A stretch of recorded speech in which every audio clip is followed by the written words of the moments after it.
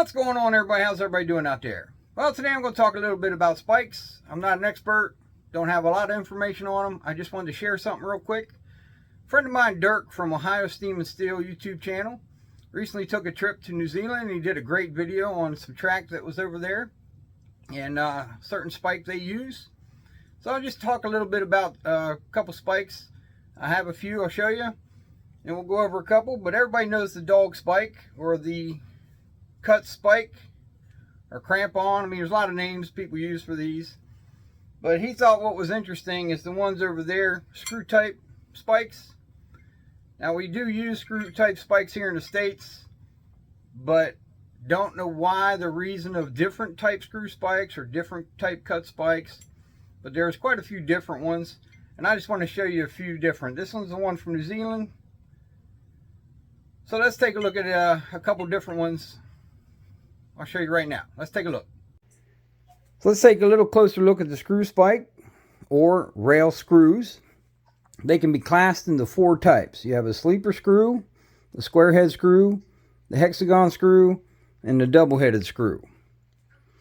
So as you can see, the one Dirk brought me from New Zealand, it's got a larger top head on it. The square is much larger than common ones found here in the United States.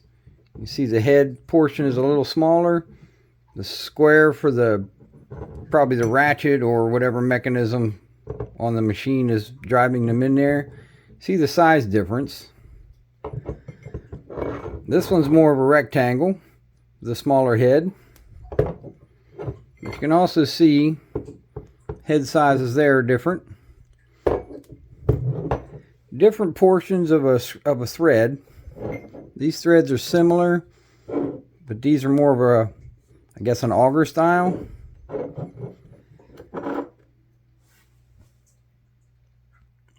Screw spikes also need to be used with rail clamps. So if you go and take a look at Dirk's video where he found these at, you got your washer and you've got the rail clamp. This one has this angle here that fits into the slot on the rail plate, the tie plate or the sleeper plate, which they'll call them. And the ones here in the United States, they're larger, more heavy duty, so you can see where it would clamp onto the rail and be used with. There's also a washer for these, and I'm not quite sure, like on this one it has the slot. I'm not sure how this one works. I've never seen it in use. So there you go. There is the screw spike or the rail screw. I'd like to thank Dirk for bringing that back from New Zealand. Go check out his channel, Ohio Steam and Steel. Let's check out another type of spike. Now, as I said in the beginning of the video, you got your common spike, dog spike, cramp-on spike, cut spike. People have different names for them. There's a used one, there's a new one. But yeah, there is also another spike that is sometimes used in conjunction, and it would be a hairpin spike or a lock spike. Don't know if you've ever seen this type of spike, but there's also a different one that's a little same as this. It has some teeth down in the center. They're self-securing spikes and employs a spring-like compression to hold it into place. It's usually used in conjunction with these, like every other plate. I'll show you an example real quick. Here's a good example of a lock spike or hairpin spike. We're not talking about the rail clip. We'll talk about the rail clip a little later. But usually you'll find them as the lock spike and then a dog spike and then a lock spike and then a dog spike. Or on the tie plate you'll see catty corner from each other, a dog spike and a lock spike. One thing about these is sometimes they'll pre-drill the hole and it'll go down in the hole, and you can see it's not much securing if they pre-drill it. But other times they won't pre-drill the hole. So these two would spread out. So one would go this way and one would go this way. This would all be wood. So you can see it's go like that. So it'd be a little harder to pull back out. So that would be the compression style inside there. So it's kind of cool. So yes, If you're using these in conjunction, sometimes they're used opposite of each plate, every other plate, like in the video you just seen, or they're used corner to corner. But if you employ these type of spikes, they don't hold the rail, whereas these will hold the rail. So if you're using these kind of spikes, you usually find them on the clip style rail plates. Let's take a look at the clips. So we'll talk a little bit about the rail clip. So this is an elastic rail clip. They also come in many shapes and configurations.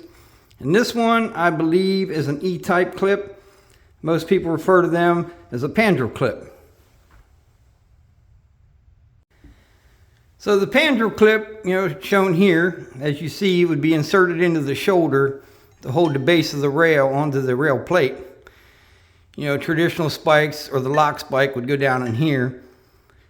But traditional spikes over time work themselves out. So if they're holding in the rail, and you can see you can put a traditional spike in this plate. There's many different plates, many different shoulders. I'll show you a different type of shoulder plate. So as you see on this rail plate, the shoulder is forged and shaped automatically into the tie plate. So it's not welded on and it's not connected to. It's automatically formed into the plate. So they would insert the pandrel clip into the shoulder, as you can see, to hold the base of the rail. This tie plate has a section for regular spike and a screw spike. You see the round hole there. So there's a few different ways how the rails are held down to the railroad ties, or the sleepers as some call. Your normal dog spike, your lock spike, your rail screws, and your pandrel clips. Well, there you go. It's kind of cool seeing a few different spikes. The New Zealand one that Dirk brought me back. I have been looking around, and I don't see them this size at all anywhere. And I keep looking and looking. So it's kind of cool that this came from New Zealand. I really appreciate it, Dirk.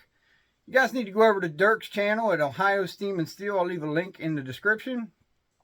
And I'll also leave a link to the video that he showed when he got this for me. Alright, till next time, like, share, subscribe. Hope you enjoyed this video. Don't cost nothing.